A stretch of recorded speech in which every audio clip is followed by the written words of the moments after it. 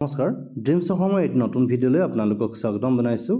আজিৰ ভিডিঅ'ত আপোনালোকক জনাম আগন্তুক বিধানসভা নিৰ্বাচনত first polling officer, second polling officer আৰু থাৰ্ড পুলিং অফিচাৰে কেনেকৈ দায়িত্ব পালন কৰিব লাগিব সবিশেষ ষ্টেপ বাই ষ্টেপ চমুকৈ আপোনালোকক জনাম। চাবদখল ভিডিঅ'টো শেষলৈকে চাই যাব। এখনে কিছু কাম কৰিবলগীয়া থাকে, সেই কামসমূহৰ ভিতৰত আপোনালোকে প্ৰতিটো ভোটাৰ শ্লিপত আপোনালোকে ষ্টাম্প কৰিব লাগিব। যিটো ক্ৰছ মাৰ্ক আছে সেই ক্ৰছ মাৰ্কটো আপোনালোকে মাৰিব লাগিব। প্ৰতিটো এনভেলপত আপোনালোকে মাৰিব লাগিব। যিহেতু আগদিনাখনে এই কামখিনি কৰি থ'লে আপোনালোকৰ সুবিধা হ'ব। চ' আপোনালোকে কি কৰিব লাগিব, ৰাতিপুৱা আপোনালোকে 5:30 বজাতে মক পলৰ বাবে সাজু হ'ব লাগিব। 5:30 বজাত আপোনালোকে পুলিং এজেণ্টসমূহ নাহে, তেতিয়াহ'লে আপোনালোকে প্ৰিজাইডিং অফিচাৰ আৰু পুলিং অফিচাৰসকলে লগ লাগি এই মক পলসমূহ কৰিব লাগিব। যিহেতু 7 বজাত আপোনালোকৰ ভোট গ্ৰহণৰ কাম আৰম্ভ হ'ব।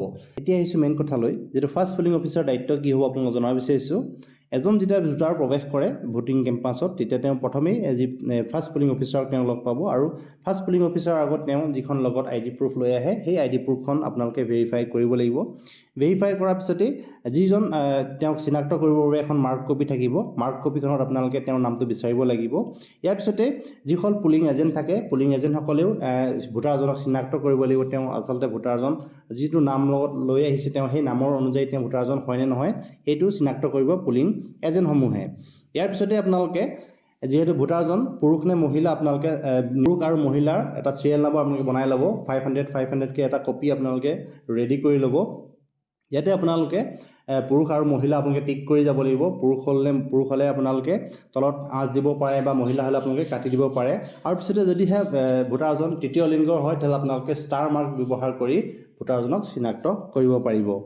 এতিয়া ভোটাৰজনক আপোনালোকে মাৰ্ক কপিত বিচাৰি পোৱাৰ পিছতেই আপোনাৰ জোৰকৈ তেওঁৰ নামটো সকলোৱে শুনাকৈ, যিহেতু পুলিং এজেণ্টসমূহ থাকিব লগতে ছেকেণ্ড যি পুলিং অফিচাৰ থাকিব, ছেকেণ্ড পুলিং অফিচাৰ শুনাকৈ তেওঁৰ নামটো জোৰকৈ চিঞৰি ক'ব লাগিব। সকলোৱে নামটো বিচাৰি পোৱাৰ পিছতে ভোটাৰজনক আপুনি দ্বিতীয় যি পুলিং অফিচাৰ আছে দ্বিতীয় পুলিং অফিচাৰৰ ওচৰলৈ তেওঁ পঠিয়াই দিব।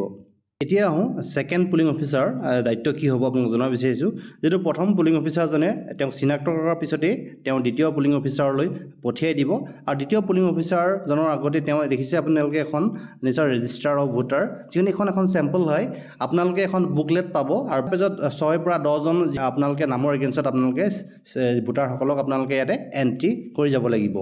দেখিছে আপোনালোকে প্ৰথমতে চিৰিয়েল নাম্বাৰ আছে, যিটো ভোটাৰজনৰ চিৰিয়েল নাম্বাৰ আপোনালোকে চিৰিয়েল নাম্বাৰে এণ্ট্ৰি কৰাব লাগিব।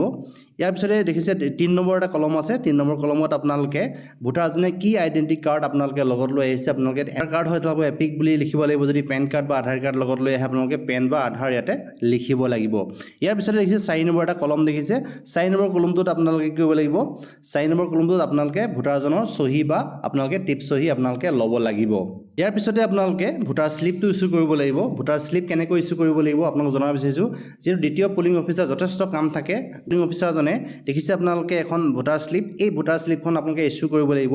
ইছ্যু কৰাৰ আগতে আপোনালোকে দেখিবলৈ পাইছে আপোনালোকে চিৰিয়েল নম্বৰ অফ ইলেক্টৰেল আপোনালোকে দেখিছে, আপোনালোকে নিশ্চয় আপোনালোকে বাওঁফালে যিখন স্ক্ৰীনত দেখি আছে সেইখনৰ আপোনালোকে চিৰিয়েল নম্বৰটো আপোনালোকে প্ৰথমে ভোটাৰৰ ৰেজিষ্টাৰ চিৰিয়েল নম্বৰটো আপোনালোকে লিখিব লাগিব। চিৰিয়েল নম্বৰটো কোনটো হ'ব আপোনালোকে 1 2 3 4 5 কে যিটো আপোনালোকে প্ৰিণ্টেড থাকিব, আপোনালোকে সেই প্ৰিণ্টেড চিৰিয়েল নম্বৰটো আপোনালোকে ইয়াতে লিখিব লাগিব। ইয়াৰ পিছতে আপোনালোকে দেখিছে 2 নম্বৰ কলমত যিটো অপশ্যন আছে নং of serial number of electoral rule, number of electoral rule আপোনালোকে ইয়াত আপোনালোকে 2 নম্বৰ যিটো কলম আছে আপোনালোকে 1 2 3 4 5 কে আপোনালোকে যিটো আপোনালোকৰ চিৰিয়েল নম্বৰ থাকে সেই চিৰিয়েল নম্বৰটো আপোনালোকে ইয়াতে লিখিব লাগিব। আৰু ইয়াৰ পিছতে তলতে আপোনালোকে পুলিং অফিচাৰ যিহেতু ছেকেণ্ড পুলিং অফিচাৰজনৰ চহী আপোনালোকে ইয়াতে ইনিচিয়েল চহী আপোনালোকে মাৰিব লাগিব। চহী মৰাৰ পিছতে আপোনালোকে ভোটাৰ শ্লিপটো আপোনালোকে ফালিব লাগিব। ফলাৰ পিছতে আপোনালোকে সেই শ্লিপটো আপোনালোকে যিজন ভোটাৰ থাকিব ভোটাৰজনৰ হাতত অৰ্পণ কৰিব লাগিব।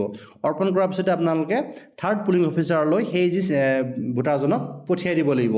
ইয়াৰ দায়িত্ব কি হ'ব আপোনালোকক জনাব বিচাৰিছোঁ।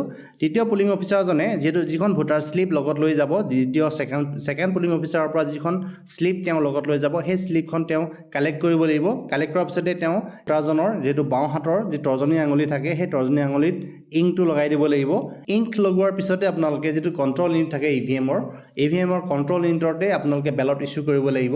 বেলট ইছ্যু কৰাৰ লগে লগে আপোনালোকে নিশ্চয় দেখিবলৈ পাব দুটা লাইট থাকিব, এটা গ্ৰীণ হৈ থাকিব। আৰু যেতিয়া আপোনালোকে বেলটটো ইছ্যু কৰি থাকিব, ইছ্যু কৰাৰ পিছতে যিটো কণ্ট্ৰল ইউনিটৰ এটা ৰেড লাইট জ্বলি থাকিব। ৰেড লাইট জ্বলাৰ পিছতে ভোটাৰজনক আপুনি ভোটিং কম্পাউণ্ডলৈ আপোনালোকে পঠিয়াই দিব লাগিব। ইয়াৰ পিছতে ভোটাৰজনে যি বেলট ইউনিটত গৈ তেওঁ ভোট কাষ্ট কৰিব। তাৰপিছতে ভোটাৰজনৰ ভোট কাষ্টটো সম্পূৰ্ণ হৈ যাব, তেওঁ তেওঁ বাহিৰলৈ ওলাই যাব সো আজি ভিডিঅ'ত আপোনাক জনালো first polling officer second polling officer আৰু থাৰ্ড পুলিং অফিচাৰ কৰ্তব্য আৰু দায়িত্ব আশা কৰিছো ভিডিঅ'টো আপোনালোকক যথেষ্ট উপকৃত কৰিব ভিডিঅ'টো ইমানখিনি আছিল ভিডিঅ'টো শেষলৈকে চাই থকাৰ বাবে আপোনালোকক পুনৰবাৰ ধন্যবাদ জনালো